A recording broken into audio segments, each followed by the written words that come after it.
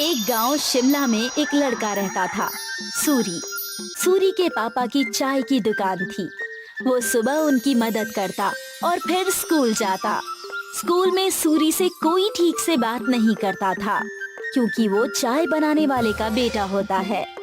वो सबसे बात करने की कोशिश करता है, दोस्तों के ग्रुप में शामिल होना चाहता है, पर कोई उससे बात नहीं करता। और अगर वो बात करने की कोशिश भी करता तो सब उसका मजाक उड़ाते। हे, कोई मेरे साथ वीडियो गेम खेलेगा? हाँ, मैं खेलूंगा। अरे चाय बनाने के लिए नहीं, गेम खेलने बुला रहा हूँ, तू रहने दे। सूरी को बहुत बुरा लगता है। वो घर जाते ही मुंह फुला के बैठ जाता है। सूरी के पिताजी ये देखते हैं और उसके लिए खाना लेकर आते हैं। अरे क्या हुआ सूरी, तू उदास लग रहा है आज? ले खाना खा ले, तुझे अच्छा लगेगा, ले। पापा, आप कोई और काम क्यों नहीं करते? आपको इतने सारे कामों में से यही काम मिला। चाय बनाने में क्या बुराई है? दिन में सबसे ज्यादा लोग इसी के बारे में पूछते हैं। नहीं, मेरे दोस्त तो मजाक उड़ाते हैं, मुझे उनके साथ खेल में भी शामिल नहीं करते। बोलो कौन सा खेल खेलना, अभी खेलते। आपके साथ नहीं, उनके साथ खेलना है। ये कह के वो वहाँ से चला जाता है बिना खाना खाए। सूरी के पिताजी को ये देखकर बहुत बुरा लगता है कि उनकी वजह से उसके दोस्त उससे दूर जा रहे हैं। अगले दिन से उसके पिताजी चाय बनाने के साथ दूसरा काम भी ढूंढने लगते हैं। वहीं सूरी के स्कूल में बच्चों को बाहर ट्रिप पर ले जाने का प्रोग्राम बनता है। कुछ दिन बाद आप सभी बच्चों को एक जंगल ट्रिप पर ले जाया जाएगा। सभी बच्चे उसी तैयारी के साथ आएंगे। सारे बच्चे खुश हो जाते हैं। सूरी घर आकर ये बात अपने पिताजी को बताता है। पापा, मुझे स्कूल की तरफ से जंगल ट्रिप पर ले जाया जा रहा है, मुझे जरूरी सामान पैक करके दे दीजिएगा। अरे वाह, ये तो बहुत अच्छी बात है। अपने सामान में एक छोटा बर्तन जरूर रख कर ले जाना, वहाँ अगर कुछ पकाना हो तो काम आ सकता है, ठीक है? जी पापा, जरूर।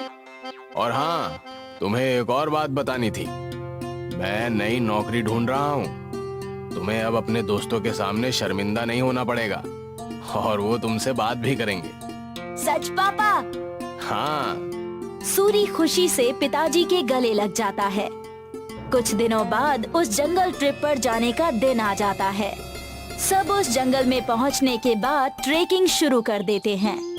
मैं सबको 4 ग्रुप में बांटूंगा, जिसमें एक लीडर भी होगा, और वो सब साथ रहेंगे और अपना काम करेंगे। सब अपने लीडर की बात मानेंगे, समझ गए सब? सब अपना बैग लेकर ट्रेकिंग शुरू करते हैं। अरे किसको लीडर बना दिया, इसको चाय के अलावा कुछ नहीं बनाना आता। सब हंसने लग जाते हैं। सूरी को बहुत बुरा लगता है। कुछ देर चलने के बाद अयन थक जाता है। चलो यहाँ रुक जाते हैं, थोड़ा खा पी भी लेते हैं। बाकी सभी मान जाते हैं और रुक जाते हैं। नहीं, हम नहीं रुक सकते। अगर हम रुक गए तो लेट हो जाएंगे और कुछ ही देर में अंधेरा होने वाला है। लो, लीडर बना दिए तो अब हम पे हुक्म झाड़ रहा है। नहीं, हम नहीं चलेंगे। तुझे जाना हो तो जा, हम थोड़ा नाश्ता करके ही वापस ट्रैकिंग शुरू करेंगे। चल जा। सूरी के मना करने के बाद भी वो वहीं रुकते हैं। लीडर होने के नाते सूरी भी उनको नहीं छोड़ता, वहीं रुक जाता है उनके साथ। कुछ ही देर में टीचर और बाकी के बच्चे आगे निकल जाते हैं और वो वहीं रह जाते हैं। थोड़ी देर आराम और नाश्ता करने के बाद वो फिर अपनी ट्रेकिंग शुरू करते हैं, लेकिन जल्द ही सूरज डूब जाता है और अंधेरा हो जाता है। अरे ये तो अंधेरा हो गया, अब तो रास्ता भी समझ नहीं आ रहा। बाकी बच्चे भी डरने लग जाते हैं। कुछ ही देर में ऐसा मोड़ आ जाता है जहाँ से रास्ता पता करना मुश्किल हो जाता है और उन्हें वहीं रुकना पड़ता है। अब तो मुझे भी रास्ता नहीं पता। मेरे ख्याल से हमें आवाज लगानी चाहिए। तुरंत ही चारों टीचर और अपने क्लास के साथियों को आवाज लगाते हैं, लेकिन बात नहीं बनती।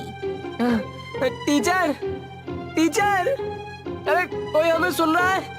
हम खो गए, कोई है? सब चिल्लाते हैं, लेकिन कोई जवाब नहीं आता। लगता है हम बहुत पीछे रह गए हैं। हमें आगे का रास्ता नहीं पता, हमें यहीं रुक जाना चाहिए।